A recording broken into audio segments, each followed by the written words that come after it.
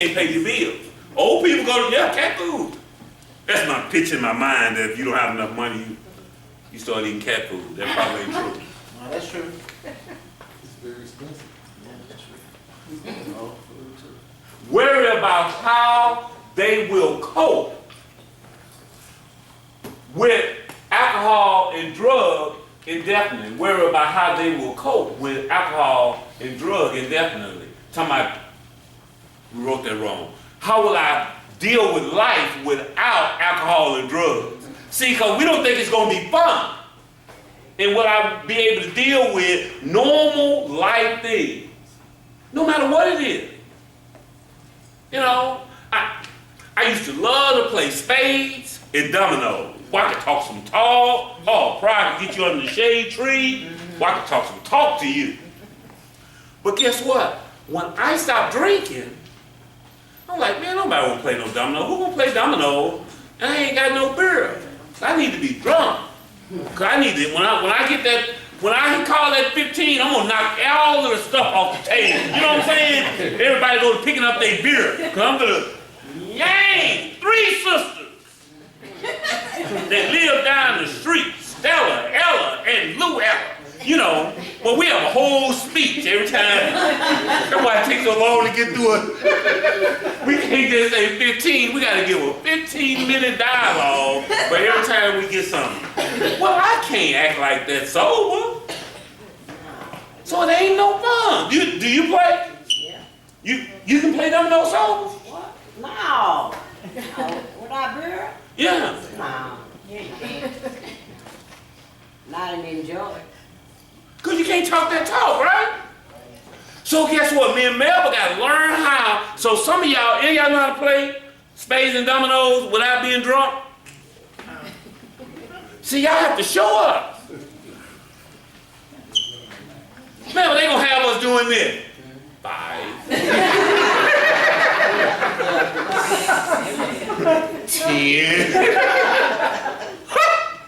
25. Yeah.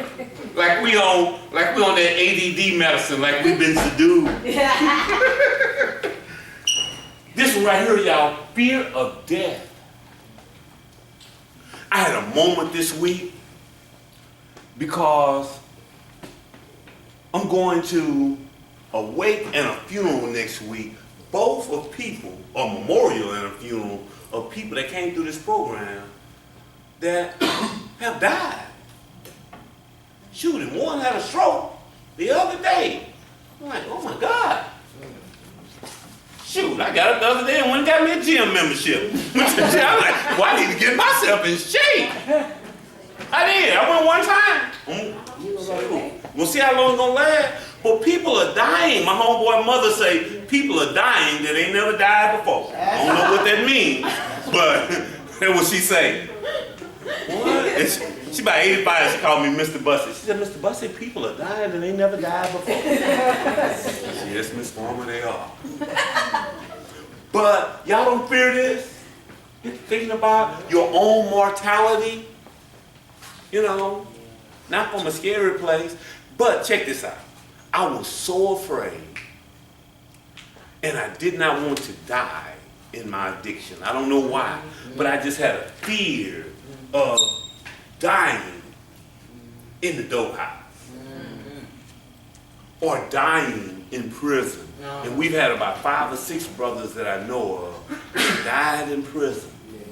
You know, that gotta be a lonely, and I just went to a brother funeral this year, Kevin Gray, died in prison. Man, that has to be a lonely, tough way to die. Cause I know them people don't take care of you well down there. Getting around people who love you, you know, something. So that's why I put that. The fear of death. And I thought legacy was for rich people or stars or whatever. But it's common people. I've started to think, what will my legacy be?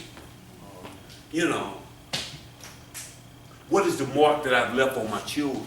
Yes, yes. You know, I want this pathology to end with me. That's That this thing called addiction won't be passed down to my kids and they have to live this out for generations. I want to stop this generational curse Yes. thing with me. Yes, yes, yes. And so I work real hard with that because, and I tell my kids the truth. Because it is they do have a genetic predisposition. It's in them.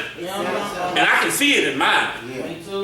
They ain't addicts, but they have addictive personalities. You can just kind of see it.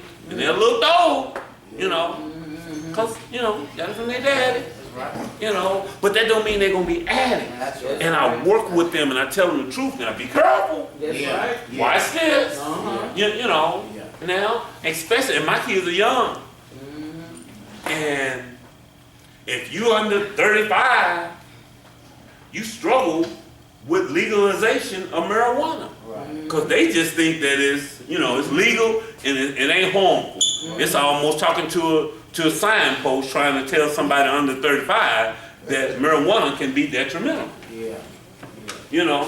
My kids are, Dad, it's from the, like they Rastafarians, it's from the earth and it's natural. And Yeah. like, okay. Yeah.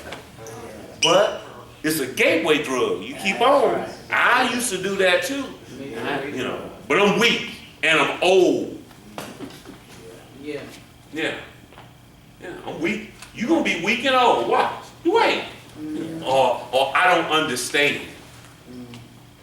Dad, you don't understand. It's different now. Wow. No, weed is weed. It is weird. Weed is weed. But be careful with that.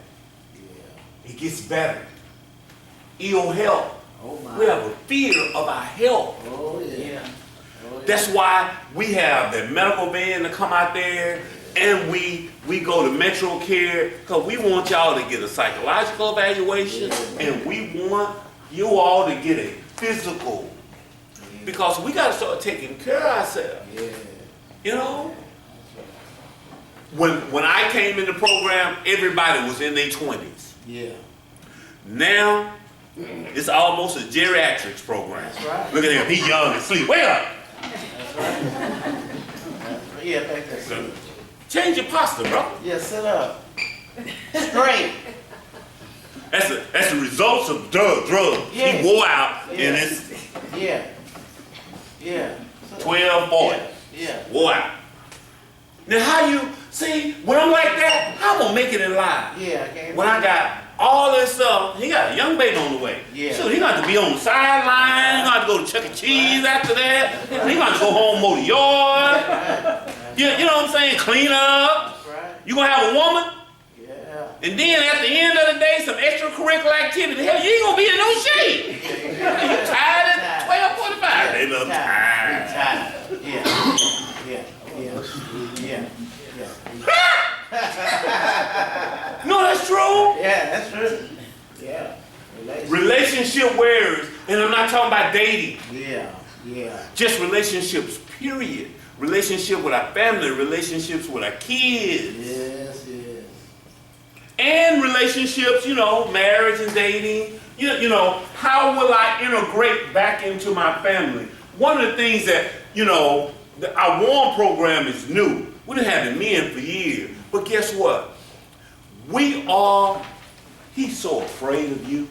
Yeah. He don't know what to do. Yeah. He's so afraid of you. Yeah. And little man, he don't know what to do. Yeah. Afraid. Because he don't know what is his role. Yeah. Yeah.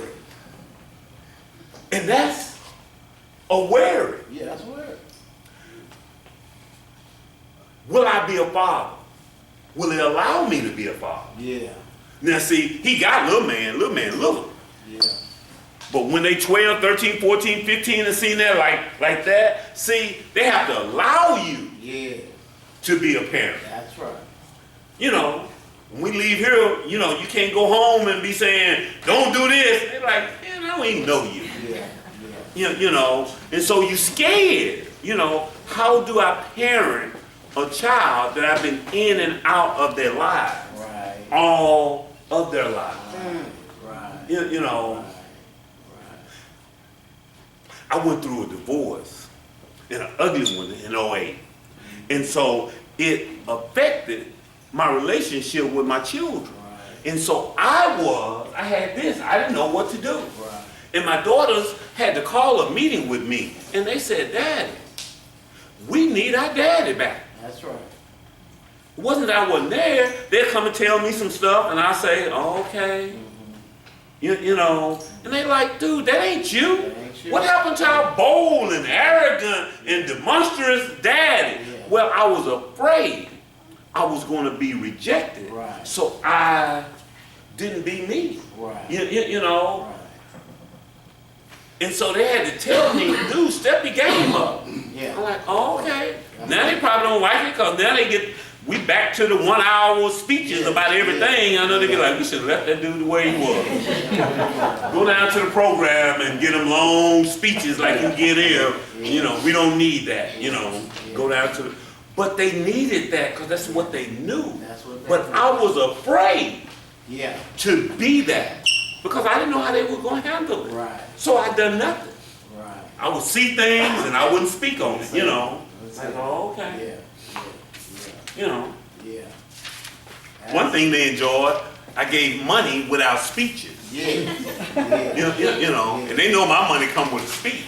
That's it. But I was trying to, and we do this, I was trying to buy my way Right. back into their Back lives. into it. And that don't work either, That y'all. don't work. Your kids ain't for sale. Yeah.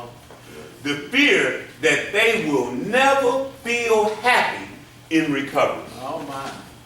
And one of the things is that we say in here that I will be happy, joyous, and free. Can the happening mean that some happenings are happening? Yeah. You know, some good things are happening in my life. And joy means that I will have that state of contentment Paul talks about either way it go. And the freedom is the freedom of self and the freedom from the bondage of addiction. Yeah. That I would be happy, Happy. joyous, and free. That's a wonderful thing. That's right. Free from addiction, free from what you think about me, That's right. free, all of that. That's Just free, Levi. Ain't that a wonderful thing to be free? That's right. Because I was in bondage by y'all expectations, by what people thought of me, by people what they said, in bondage to my addiction, using when I didn't want to use, all that crazy.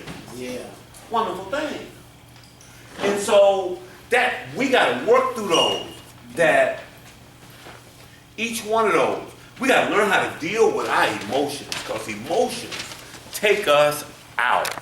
Oh my.